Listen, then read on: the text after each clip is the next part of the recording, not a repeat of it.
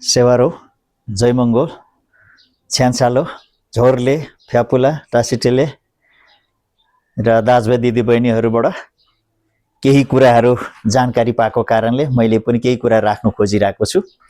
जुन कुराहरू हेर्दाखेरि सामान्य छ तर गम्भीर कुरा बुझ्नुपर्ने कुरा तपाईको माझमा राख्दैछु।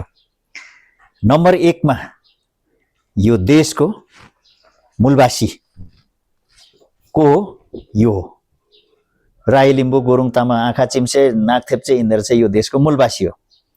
यिनीहरूको भेषभूषा लुगा फाटा भाषा लिपि सबै कुराहरू छ तर आज राष्ट्रिय मान्यता छैन। त्यसो भने यसले चाहिँ किन लाग्यो भन्दा यो अन्तर्राष्ट्रिय मान्यता हो तर दौरा सुरुवाल ढाका टोपी भनेको चाहिँ यो चाहिँ राजस्थानी हो। यो चाहिँ यो नेपालको कुनै हालतले होइन। किनभने अब अहिले यो वैज्ञानिक युग हो, यो सबै टेक्नोलोजीको युग हो। यसले गर्दाखेरि यहाँ अब ढाँट्ने छल्ने काम छैन। अर्को संयुक्त राष्ट्र संघमा चाहिँ नेवारी भाषा रञ्जना लिपि दर्ता गरेको छ नेपालको भाषा लिपि भनेर। तर अहिले नेपालमा चाहिँ भारतको हिन्दीको ठेक्का चलिरहेको छ। यस्तो पनि हुन्छ र भने। अर्को कुरा विदेशमा भ्रमण गर्न जाँदाखेरि को जान्छ? यिनीहरू जान्छ यो अनुहारको। अनि कहाँबाट आएको भने बुद्ध जन्मेको देशबाट आएको भन्छ। सिद्धा बुद्ध भनेको चाहिँ थारूको बच्चा हो तर गौतम बनाएको छ त्यो होइन। अनि बुद्ध जन्मेको देश कहाँ भन्दाखेरि चाइना तल्लोपट्टि भारतको माथिल्लोपट्टि त्यहाँ बीचमा एउटा सानो देश छ हो त्यहाँ भनेर परिचय दिन्छन्। अनि विदेशीहरू नेपालमा आएको खण्डमा फेरि के गर्छ त उपहार पनि सिधा बुद्धको फोटो अथवा कुनै पनि संकेत भएकोहरू उपहार दिन्छ। तर फेरि त्यही देशमा चाहिँ त्यही बुद्ध जन्मेको देशमा चाहिँ हिन्दू राजा चाहिए अरे, हिन्दू राष्ट्र चाहिए अरे, हिन्दू धर्म चाहिए अरे। होइन यस्तो पनि हुन्छ र भने। यस्तो चल्छ त्यो पनि यो वैज्ञानिक युगमा। 3 छक्का है। अब अर्को कुरो यो देशको भुस्तिक्रे खलपाडे ढाक्रे डोके भनेर त राममणि दीक्षितले मजाले लेखेको छ। अनि उनीहरूले लगाएको पोशाकहरू चाहिँ मान्यता नदिने। अनि किन नदिने भन्दाखेरि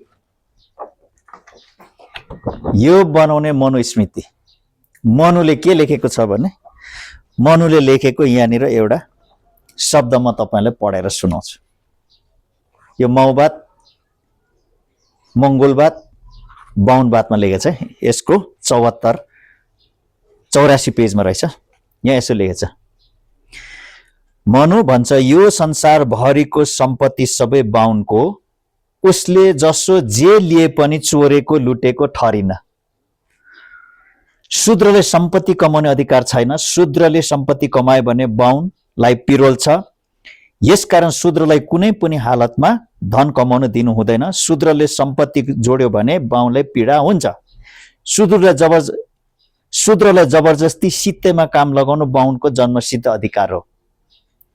मनु भन्छ अछुतलाई नामबाट र रहन सहलबाट झट्टै चिन्नको निम्ति उसको नाम हीन भावार्थ बुझाउनु हुनुपर्छ। घिनलाग्दो नाम राखिदिनु पर्ने भयो।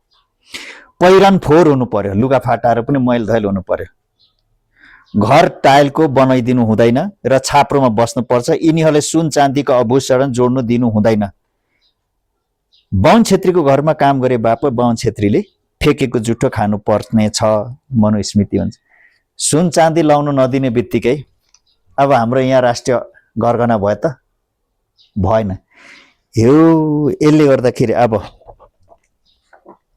शूद्र कहाँ पर्यो? मुनि। जे जति नराम्रो तल फ्याँकिने। अनि यस्तो भएपछि अब अहिले यसको अनुहारले यसको पार्टीमा मन्त्री भएर पनि अर्थ छैन। किन कति मन्त्री भए, कति न्याय कानुन मन्त्री भए, कति के भए तर मालिक चाहिँ यो भएको छ। यसको कुरा नसुन्ने बित्तिकै लात्ताले दिएर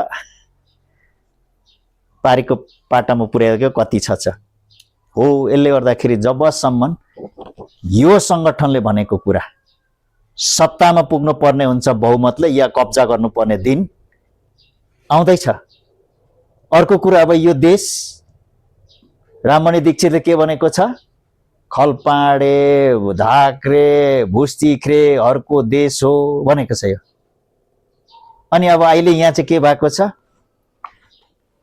यसको देश जस्तो बनाइसक्यो 7 वटा संविधान हेर्नुहोस् 3 वटा मुलुकियन हेर्नुहोस् शब्दकोश हेर्नुहोस् अनि यो अनुहार त मतवाली सुकुम्बासी जनजाति आदिवासी भनेर त अहिले नागरिकता त्यस्तै भिराइदिएको छ संविधान त्यस्तै यसले गर्दाखेरि अब यो वैज्ञानिक युग हो ढाँटेर लुटेर छलेर हुनेवाला चाहिँ खासै केही पनि छैन तर समयको पर्खाइमा हेरौं के हुन्छ है हेरौं के हुन्छ बिस्तारै काम चाहिँ आउँदैछ एकातिर काम गर्ने अर्कोतिर अर्कै काम गर्ने विशेष गरी यो देश राममणि दीक्षितले भनेको खलपाडे भुस्तिख्रे ढाक्रेहरूको भनेछ अनि यहाँ चाहिँ फेरि हिन्दू राज्य हिन्दू धर्म माग्ने अनि विदेश जाँदा फेरि सिद्धा बुद्धको देशमा